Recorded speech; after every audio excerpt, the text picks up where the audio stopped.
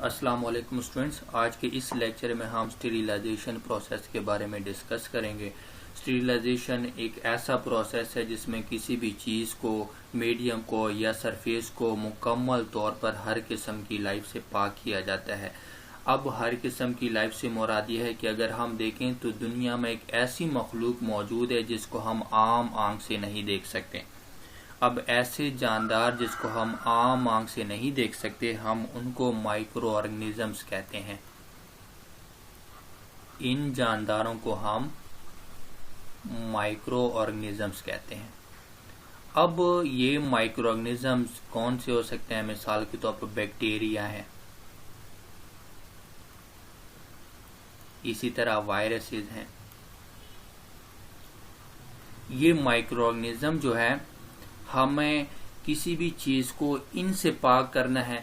और पाक करने का बुनियादी मकसद क्या है? हम इसको क्यों पाक करते हैं? क्योंकि हमें पता है कि ये जो माइक्रो ऑर्गेनिजम्स होते हैं, इनमें से कुछ माइक्रो ऑर्गेनिज्म ऐसे होते हैं जो इंसानों को फायदा पहुंचाते हैं और कुछ माइक्रो ऑर्गेनिजम्स ऐसे होते हैं जो हमें नुकसान पहुंचाते हैं। तो हमें इन माइक्रो ऑर्गेनिज्म से, यानी जो नुकसान पहुंचाने वाले माइक्रो ऑर्गेनिज्म है, जो जानदार हैं, जो लाइफ के लिए क्या है, डेंजरस है, लाइफ को नुकसान पहुंचाते हैं, हमें ऐसे जानदारों से खुद को निजात दिलानी है। और हम उसी प्रोसेस को क्या कहेंगे? स्टीरिलाइजेशन कहते हैं।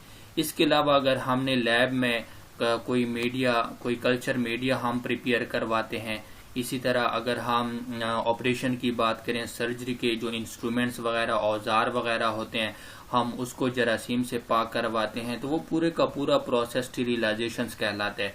क्योंकि स्टीरिलाइजेशन का बुनियादी मकसद ये है कि हम जो अपना प्रोसेस करवा रहे हैं लैब में, जो हम अपना काम करवाना चाहते हैं, या ऑपरेशन थिएटर में हम ऑपरेशन करवाना चाहते हैं, ताकि वो सारे का सारा काम जरासीम से पाक हो, तो हमने मुकम्मल तौर पर जो माइक्रो ऑर्गेनिजम्स को हटाना है या वो लाइफ खत्म करवानी है, जहाँ पे कोई भी लाइफ मौजूद ना हो, उस प्रोसेस को हम क्या कहेंगे?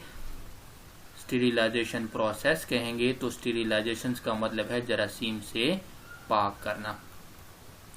अब ये जो स्टीरिलाइजेशन का लफ्ज है, एक बात जहन में रखनी है कि ये जो स्टीरिलाइजेशन का लफ्ज है, ये कभी भी हम ये नहीं यूज कर सकते हैं कि कोई चीज स्लाइटली स्टीरिलाइज है, तो स्लाइटली का लफ्ज यहाँ पे इसके साथ यूज ही नहीं हो सकता। क्योंकि स्लाइटली स्टीरिलाइजेशन का मतलब ये है कि कुछ ऑर्गेनिज्म यहाँ से हमने खत्म कर लिए और कुछ ऑर्गेनिज्म, माइक्रो ऑर्गेनिज्म अभी भी मौजूद हैं। स्टीरिलाइजेशन का मतलब मुकम्मल तौर पर लाइफ से पाक करना। ये एब्सोल्यूट टर्मिनोलॉजी है। इसमें आप स्लाइटली का लफ्ज, मॉडरेटली का लफ्ज, यानी कोई ऐसी परसेंटेज, कोई ऐसा नंबर यूज नहीं कर सकते। आपके पास जितने भी जानदार हैं, जितने भी माइक्रो ऑर्गेनिज्म हैं, वो मुकम्मल तौर पर आपने हटाने हैं, वो रिमूव करवाने हैं, उसको खत्म करवाना है, तभी उस प्रोसेस को हम स्टीरिलाइजेशन प्रोसेस कहते हैं। अभी जैसा कि मैंने बताया कि इन माइक्रो ऑर्गेनिजम्स की वजह से हमें जो है ना बीमारियां भी होती हैं, और हमारा जो लैब में कोई प्रोसेस वगैरह होता है वो बिगड़ सकता है। तो हमें इन माइक्रो ऑर्गेनिज्म से खुद को निजात दिलानी है। लैब में जैसा कि हम कोई कल्चर मीडिया बनाते हैं, तो हमें इस कल्चर मीडिया को इन जरासीम से पाक करना होता है। मेडिकल फील्ड में हमें ऑपरेशन में इस्तेमाल होने वाले औजार को इन माइक्रो ऑर्गेनिज्म से पाक करना होता है। इसी तरह हमें खुद को बीमारियों से बचाने के लिए खुराक को इन माइक्रो ऑर्गेनिज्म से पाक करना होता है। इन सब कामों के लिए हम स्टीरिलाइजेशन प्रोसेस करते हैं।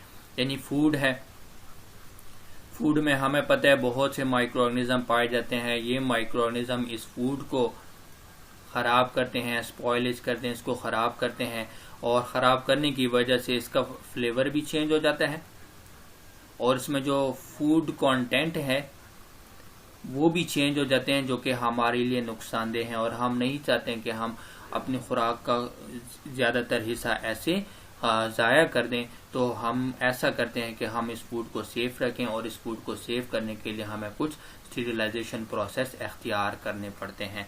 अब स्टीरिलाइजेशन प्रोसेस को हम क्लासीफाई करते हैं एजेंट्स की तौर पर, मेथड्स की बुनियाद पर हम इसको क्लासीफाई करते हैं। दो कैटेगरी में मैं स्टीरिलाइजेशन प्रोसेस को क्लासीफाई करता हूँ। पहला मेथड है कि physical methods of sterilization, physical methods of sterilization, sterilization के फिजिकल मेथड्स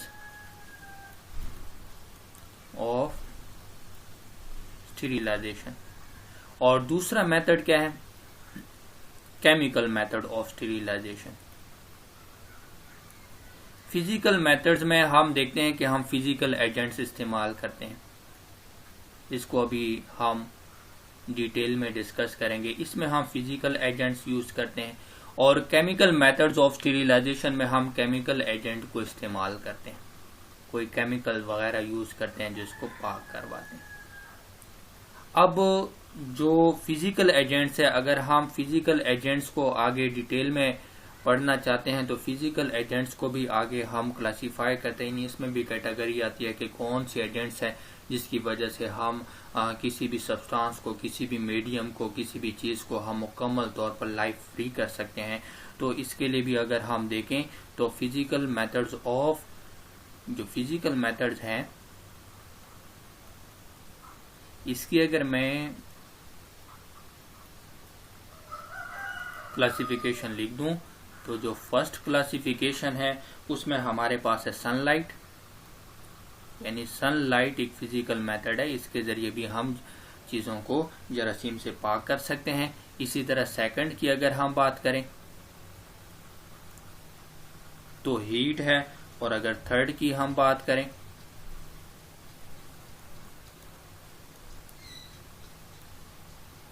फिल्ट्रेशन है, और इसके अलावा चौथी चीज हमारे पास क्या है?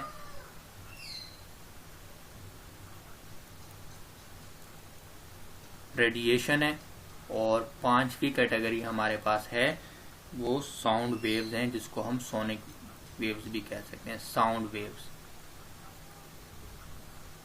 यानी अल्ट्रासोनिक वेव जिसको हम कहते हैं। ठीक है, अब यहाँ पे जो हम देखते हैं ये फिजिकल मेथड्स ऑफ क्लासिफिकेशन है कि फिजिकल मेथड्स के जरिए कौन कौन सी चीजें, जिस तरह मैंने कहा सनलाइट है, हीट है, फिल्ट्रेशन प्रोसेस है, रेडिएशन प्रोसेस है, साउंड वेव्स है, हम इनके जरिए भी स्टेरिलाइजेशन प्रोसेस करवा सकते हैं। इसमें ये जो मैंने क्लासिफिकेशन आप लोगों को दी है यहाँ पे, जिस तरह सनलाइट 1, हीट हमारे पास 2 है, और फिल्ट्रेशन 3 है, रेडिएशन हम 4 इसको कह देते हैं, इसको हम 5th कहते हैं। 5 कैटेगरी में हमने इसको क्लासीफाई किया। सबसे पहले हम सनलाइट के बारे में डिस्कस करेंगे, फिर उसके बाद हीट के बारे में, फिर फिल्ट्रेशन के बारे में, फिर रेडिएशन के बारे में, और उसके बाद साउंड वेव्स के बारे में हम डिस्कस करेंगे। लेकिन ये सारे का सारा एक लेक्चर में हम कवर नहीं करेंगे, हम इनको लेक्चर में डिवाइड करेंगे। एक में हम सनलाइट को, दूसरे में हम हीट को, फिर फिल्ट्रेशन को, फिर रेडिएशन को, और इस तरह साउंड वेव्स को। अब हम डिस्कस करते हैं सनलाइट को। सनलाइट हमारे पास एक फिजिकल एजेंट है, हम इसको कहेंगे कि ये एक फिजिकल एजेंट है, और ये एक डायरेक्ट सोर्स है।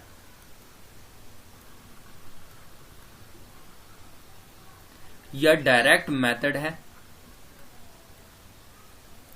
हम इसको कहेंगे ये एक डायरेक्ट मेथड है। किस चीज स्टीरिलाइजेशन का एक डायरेक्ट मेथड है। इस मेथड में भला क्या किया जाता है? नेचुरली तौर पर जो पानी पाया जाता है टैंक में, फर्ज करो रिवर है या लेक्स वगैरह हैं, झील वगैरह, इनमें जो पानी पाया जाता है वो कुदरती तौर पर इस वाटर को कुदरती तौर पर कौन स्टेरिलाइज करवाता है? सनलाइट इसको स्टेरिलाइज करवाती है, सूरज की रोशनी इसको स्टेरिलाइज करवाती है। अब सनलाइट के पास ऐसा क्या होता है? ये एक एक्टिव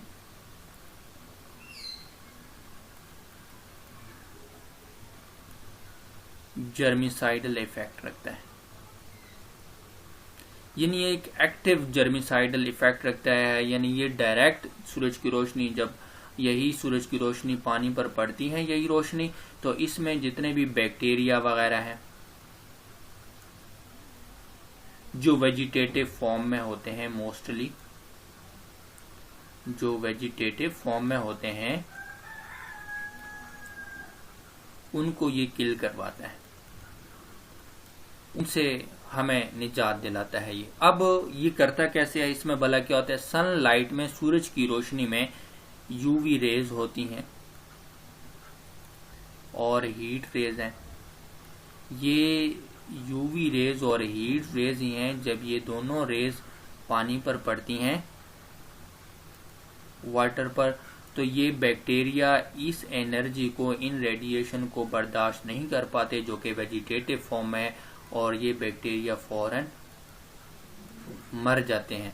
अब यही वजह है कि हमारे पास जो पानी होता है, टैंकी में पानी मौजूद होता है, वो बहुत ज़्यादा गर्म होता है। वही हीट की वजह से वो जो पानी हीट अब्जॉर्ब कर लेता है, वही हीट काफ़ी होता है इसमें बैक्टीरिया को मारने के लिए। जितने बैक्टीरिया मौजूद होते हैं मोस्टली वेजिटेटिव फॉर्म में, उससे ये किल हो जाते हैं। लेकिन अगर हम इस सनलाइट वाले या इस फिजिकल प्रोसेस की बात करें, सनलाइट को अगर हम देखें तो सनलाइट हमारे पास मुकम्मल तौर पर, यानी हम इसको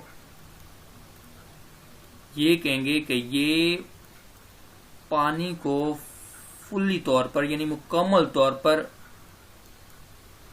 स्टेरिलाइज नहीं करता। ये पानी को मुकम्मल तौर पर स्टेरिलाइज नहीं करता। वजह क्या है? क्योंकि हमें पता है कि उसके अंदर कोई स्पोर्स फॉर्म में भी बैक्टीरिया, वायरस वगैरह ये चीज़ें मौजूद होती हैं। तो ये सिर्फ किसको किल कर सकता है? वेजिटेटिव फॉर्म को किल कर सकता है। और मोस्टली जो वेजिटेटिव फॉर्म है हमारे पास, उनमें से भी ज़्यादातर ऐसे होते हैं जो रेजिस्टेंट होते हैं और इसके पास इतनी एनर्जी नहीं होती जो इस सारे के सारे माइक्रो ऑर्गेनिज्म को किल कर सके। इसलिए हम सनलाइट के प्रोसेस को, या सनलाइट जो फिजिकल एजेंट है, ये डिसइंफेक्टिव एजेंट्स कहलाता है। ये डिसइंफेक्शन तो करवा सकता है लेकिन मुकम्मल तौर पर स्टेरिलाइजेशन नहीं करवा सकता। जैसा कि अभी मैंने आपको बताया कि स्टेरिलाइजेशन का मतलब क्या है कि मुकम्मल तौर पर लाइफ से किसी चीज को पाक कर देना। तो मुकम्मल तौर पर लाइफ से पाक करने से मुराद ये है कि वहां पे कोई भी एक माइक्रो ऑर्गेनिज्म भी मौजूद ना हो। हालांकि पानी में अगर हम बात करें, सूरज की रोशनी पड़ने के बाद बहुत से माइक्रो ऑर्गेनिज्म फिर भी उसके अंदर मौजूद होते हैं, लेकिन ज्यादातर जो नुकसानदेह बैक्टीरिया होते हैं, जो डेंजरस बैक्टीरिया होते हैं, जो हमें नुकसान पहुंचाते हैं, उनकी अमाउंट ये कम कर देते हैं। ये नंबर ऑफ माइक्रो ऑर्गेनिज्म को रिड्यूस कर देते हैं लेकिन मुकम्मल तौर पर उस माइक्रो ऑर्गेनिज्म को खत्म नहीं करते। इस वजह से ये मुकम्मल तौर पर यानी स्टेरिलाइजेशन प्रोसेस नहीं कहलाएगा, ये डिसइंफेक्शन प्रोसेस कहलाएगा। बाकी फिर अगला जो हीट वाला इंशाल्लाह हम इसको नेक्स्ट लेक्चर में कवर कर लेंगे। अपना ख्याल रखिएगा। अल्लाह।